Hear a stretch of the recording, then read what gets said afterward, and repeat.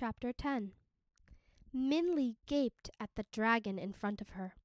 He was brilliant red, the color of a lucky lantern, with emerald green whiskers, horns, and a dull stone-colored ball, like the moon, on his head. At least, what Minli could see of him looked like that, because he was also half covered by ropes of twine that had been tightly tied around him so he couldn't move, and by the silvery lake of water his tears had formed all around him. Minli had always thought it would be thrilling but scary to meet a dragon. Her father's stories always made them sound so wise and powerful and grand. But here was a dragon before her, tied up and crying. Minli didn't feel awed by it at all. In fact, she felt rather sorry for it. "Can you help me?" the dragon sniffled. "I am trapped." Minli shook herself and started swimming toward the dragon. "What happened to you?" she asked. "The monkeys tied me up while I was sleeping," the dragon said. "I have been here for days." Minli swam over to the dragon and climbed onto his back to get out of the water. There, she opened her pack, took out the small, sharp knife she had brought with her, and started cutting the twine. "Why did the monkeys tie you up?" Minli asked. "Because I want to go farther into the forest, to the peach grove," the dragon said, "and the monkeys will not let anyone through. I have been trying to make them let me pass peacefully for days, but they are so unreasonable. Finally, I told them if they did not let me through, I would just force my way. They know I am big and strong enough to go through without their permission. So when I went to sleep, they tied me up." "Why won't the monkeys let anyone pass?" Minli asked. "Because they are greedy things," the dragon said. "They have just discovered the peach trees that make up the next part of the forest. The monkeys do not want to let anyone through because they do not want to share the peaches. Even when I promised not to touch any of the fruit, they would not let me through. They do not even want to share the sight of those peaches." "Why do you have to go through the forest?" Minli asked. "Can't you just fly over?" More tears, the size of lychee nuts, rolled down the dragon's face. "I cannot fly," he sobbed. "I do not know why. All other dragons can fly, but I cannot. I wish I knew why." "Don't cry," Minli said, patting the dragon, feeling more sorry for it than ever. "I'm going to Never-Ending Mountain to see the old man of the moon and ask him how to change my family's fortune. You can come too and ask him how to fly." "You know where Never-Ending Mountain is?" the dragon asked. "I thought to see the old man of the moon was impossible. You must be very wise to know how to find him." "Not really," Minli said. "I got the directions from a goldfish." Chapter 11. It took a long time for Minli to cut all the twine that bound the dragon. For some knots she had to swim under water and cut through the waving grasses. As she popped in and out of the water, cutting, she told the dragon all about her village, the goldfish, and how she had just started her journey. "I'm Minli," she said to the dragon. "What's your name?" "Name?" the dragon asked slowly. "I do not think I have a name." "Everyone has a name," Minli said. "When you were born, didn't someone give you a name?" "When I was born?" the dragon asked, thinking hard. "Yes," Minli said again, thinking that this dragon was very different from any dragon she had ever heard about. "What did they call you when you were born?" The Story of the Dragon. When I was born, I remember two voices speaking. "Master," one voice said, "this is magnificent. The dragon is almost alive."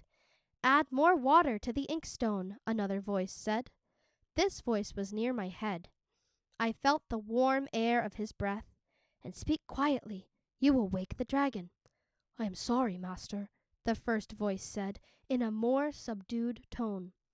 "It is only that this painting is most amazing, even for such a skilled artist as you. This dragon painting will bring great honor to the village when we present it to the magistrate." "Wasted on the magistrate," the master said under his breath, so softly that only I could hear. "A conceited, self-important man who, when only the imperial family is allowed to use the image of a dragon, commissions one. Now that his son has married the king's daughter, Magistrate Tiger will do anything to flaunt his power and overstretch his authority. But this painting will buy his favor and free the village from his unfair taxes." "What, master?" the apprentice said. "Nothing," the master said, "only that I have painted this dragon on the ground, not flying in the sky like all other dragons. Perhaps the magistrate will see how his wealth weighs him down." "I doubt the magistrate will understand that meaning, master," the apprentice said. "True," the master said, "but the dragon should still please him. I will prepare for his visit. The painting is finished. Clean the brushes and take great care with my special inkstone. It is one of a kind, the only inkstone that was able to be made from a rock my master cut from a mountain far from here. He never told anyone which mountain, so we can never make another." "Yes, master," the apprentice said. "But the dragon—" "Yes," the master said. "Is it finished?" the apprentice asked. "You have not painted the eyes." "As a painting, it is finished," the master said. "Young apprentice, I still have much to teach you." And I heard the voices and footsteps fade away. It was a strange feeling. I felt the warm light of the sun running over my skin, but my arms and legs were frozen. I could hear the wind rustling leaves in the trees and birds hopping on the ground, but I saw nothing. Time passed. I only knew because the air grew colder. I heard footsteps coming toward me, many of them, so I knew it was a whole procession of people. "As you requested, your magnificence," a voice said. I recognized it as the master's. "May I present this, which I humbly painted in tribute to the great magistrate's rule?" There was a silence as all gazed, I supposed, at me. "Painter Chen," another voice said, in great awe, "this is indeed a great work." "Thank you, magistrate," the master said. "I am glad it pleases you. Then our agreement will be fulfilled?" "Yes," said the voice. "The village will be free from taxation for the next year, and I will take the painting." Even though I did not know exactly what was going on, I knew I did not want to belong to Magistrate Tiger. His voice had an undertone of cruelty and greed even when he was expressing his pleasure. I tried to protest, but my still lips uttered no sound. Then I was rolled up, and all sound and feeling disappeared. I do not know how long I was rolled up. It might have been a day or a month or a year. All I could do was wait. But finally I was unrolled, and I felt a cold gust of air all over me. If I could have, I would have shivered. "This painting is a masterpiece," a voice said in surprise. Then it quickly turned oily and flattering. "As only fitting for your greatness." "Yes," Magistrate Tiger said. "Have it hung behind my chair." "Yes, magistrate," the voice said, and then hesitated and said, "How strange." "What's strange?" the magistrate asked. "Well," the voice said, "there are no eyes on this dragon. The painter must have forgotten." "No eyes!" the magistrate boomed. "Painter Chen dared give me an unfinished painting? I will double tax his village for the next 10 years." "Magistrate," a third voice said, one that seemed a little kinder, "it is only a minor flaw. If we just dotted in the eyes, the dragon would be finished." Yes, the magistrate said, obviously considering. Bring me a paintbrush and ink. I heard the servants shuffling and bringing the paintbrush and ink. I felt the magistrate's hot, dry breath on my nose as he came close to me, and felt the cold ink touch my eye. And suddenly, I could see. I saw the magistrate's fat face leering over me as he reached over and dotted in my other eye. As sight came into both my eyes, a warm feeling filled me, like drinking hot tea on a cold day. I felt strength come into my arms and hands and legs and feet, and my neck and head stretched for the first time. All the loud yells I had wanted to make now came rushing out of my mouth, and I gave a huge roar that made the magistrate fall over. "It has come alive!" I heard him gasp, and I heard the servants screaming, "Dragon! It has come alive! Dragon!" I knew this was my chance to free myself from Magistrate Tiger. I jumped from where I was and rushed over everyone, knocking down desks and chairs and columns.